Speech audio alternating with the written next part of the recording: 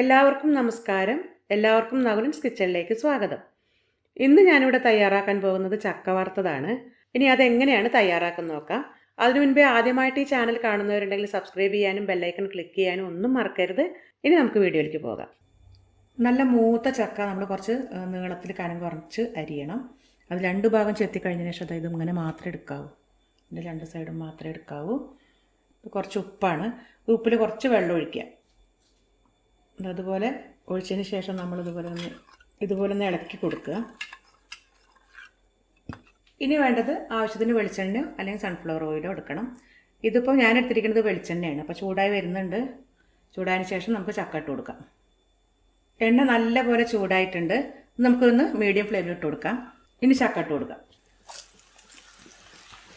ചക്ക വറുക്കുമ്പോൾ ശ്രദ്ധിക്കേണ്ട കാര്യം, കനം കുറഞ്ഞ ചുളയാണെങ്കിൽ കുറച്ചും കൂടി വീതിയിലൊക്കെ നമുക്ക് ഇടുന്നത്. കുറച്ച് കട്ടിയുള്ള ചക്കച്ചോള ആയതുകൊണ്ടാണ് ഞാൻ കുറച്ച് നീളത്തിൽ കനം കുറച്ച് അരിഞ്ഞെടുത്തിരിക്കുന്നത്. അപ്പോൾ കുറച്ച് കട്ടിയാണെങ്കിൽ ലോ ടു മീഡിയം ഫ്ലെയിമിലാണ് വെക്കേണ്ടത്. അതായത് മീഡിയം ഫ്ലെയിമിനെക്കാട്ടി കുറച്ചുകൂടി താഴ്ത്തി വയ്ക്കുക, എന്നാലേ ഉള്ളൊക്കെ വേവുള്ളൂ, ക്രിസ്പി ആയിരിക്കുള്ളൂ.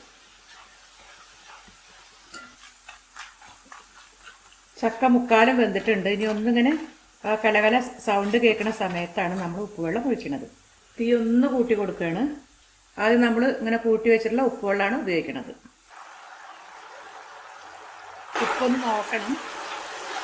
കുറച്ച് ഒഴിച്ചു കൊടുത്താൽ മതി. ആദ്യം നമുക്ക് നോക്കിയതിന് ശേഷം പിന്നെ വേണമെങ്കിൽ ഒഴിച്ചു കൊടുക്കാം. ഇത് പാകമാണ്. രണ്ടാമത് ഉപ്പ് ഒഴിക്കുമ്പോൾ വളരെ കുറച്ച് ഒഴിക്കാവൂ. അതായത് ആദ്യത്തെ കുറച്ച് ഉപ്പ് അതിലുണ്ടാവും. അപ്പോൾ കുറച്ചിട്ടേ ഒഴിക്കാവൂ. ഇനി ഇതൊന്ന് ക്രിസ്പി ആവണ വരെ മൂപ്പിച്ചെടുക്കാം. തീ ഒന്ന് കുറച്ച് കൊടുക്കുകയാണ്.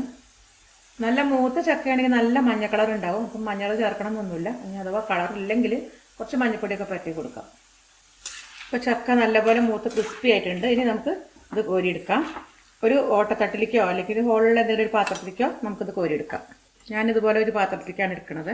എണ്ണ വാർന്നതിന് ശേഷം വേറൊരു പാത്രത്തിലേക്ക് മാറ്റി വയ്ക്കാം. അപ്പോൾ നമ്മളുടെ ചക്ക വറുത്തത് റെഡി ആയിട്ടുണ്ട്. ഇത് നിങ്ങളെല്ലാവരും ട്രൈ ചെയ്യണം. ചക്ക സീസണാണ്. ഇഷ്ടം പോലെ ചക്ക കിട്ടുന്ന സമയമാണ്. അപ്പോൾ വളരെ ഈസി ആയിട്ട് ഉണ്ടാക്കാവുന്നതാണ്. ഇനി നമുക്കൊന്ന് നോക്കാം. നല്ല ക്രിസ്പി ആയിട്ടുണ്ട്. അപ്പോൾ ഈ വീഡിയോ ഇഷ്ടമായെങ്കിൽ ലൈക്ക് ചെയ്യാനും ഷെയർ ചെയ്യാനും കമൻറ്റ് ചെയ്യാനും ഒന്നും മറക്കരുത്. അടുത്ത നല്ല നല്ല വീഡിയോസുമായി വരുന്നവരേക്കും ബൈ.